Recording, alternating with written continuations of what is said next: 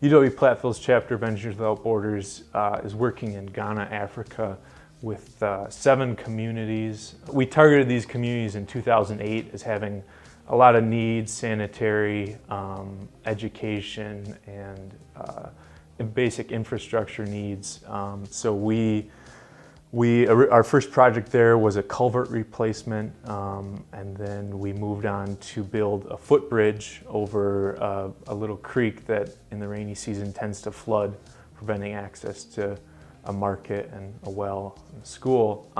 And our current most ambitious project is a 4-building, 250 student capacity primary school. And so I got to work closely with our faculty advisor, Dr. Sam Ababio, and it'll serve 4 communities. It's called the Nava Primary School, which is an acronym for the 4 communities that it'll serve. I have a mentor, Dr. Elizabeth Gates, and she's sort of been walking me through this process. And when I first started here at UWP, she called me and she said, Sakara, you got to meet with the Chancellor. I don't know if he's meeting students, but I'm going to make a meeting and we'll go together. And I said, okay, fine. And I was kind of awestruck because I'm like, oh, a Chancellor, okay, fine. So we go in there and he's like, what do you want to do? And I tell him what I want to do. And he says, will you ever think about PhD? And I'm like, nope. I just was thinking about getting in school and getting a bachelor's, but nope. And so that statement sort of prompted me to investigate what it was to do science and what it meant to have a PhD. And that, like I said, that statement sort of spurred my exploration. Not only am I a recipient of financial aid, but I am a recipient of a housing voucher and I am the recipient of food stamps.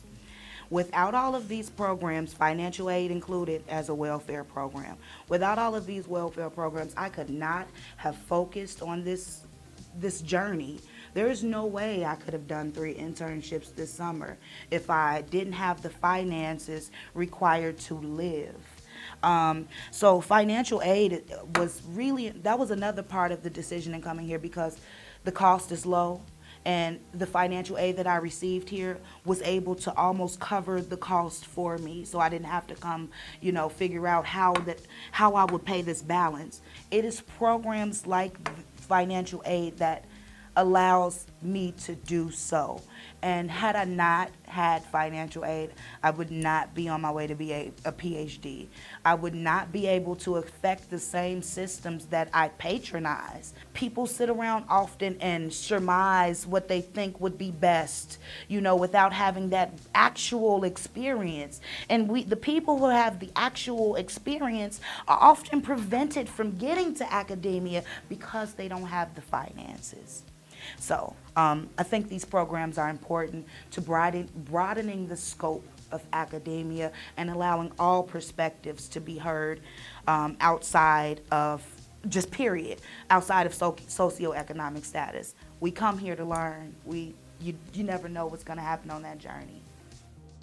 So I was a part of the Women in STEM Living and Learning community on campus in its 2nd and 3rd years running, which was really cool to see this program here.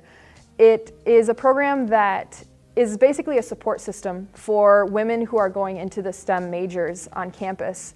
And we were placed in 2 wings of Dobson Hall and put in similar classes as well, which really helped the girl-to-guy ratio in the classroom. STEM fields are heavily male-dominated, and it can be really intimidating for a woman going into this field. So this living and learning community was just another support system to really encourage women to strive for excellence in these fields.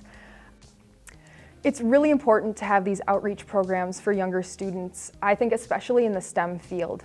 It's something that hasn't been promoted as much, especially as a woman in engineering, for young girls. And to be able to go out and give them the experience to show them what engineering is like, what jobs they could get for mathematics, for science, for technology, just giving them that opportunity and showing them that that's out there. That's especially something for me that I didn't even know engineering was really an option until my senior year of high school.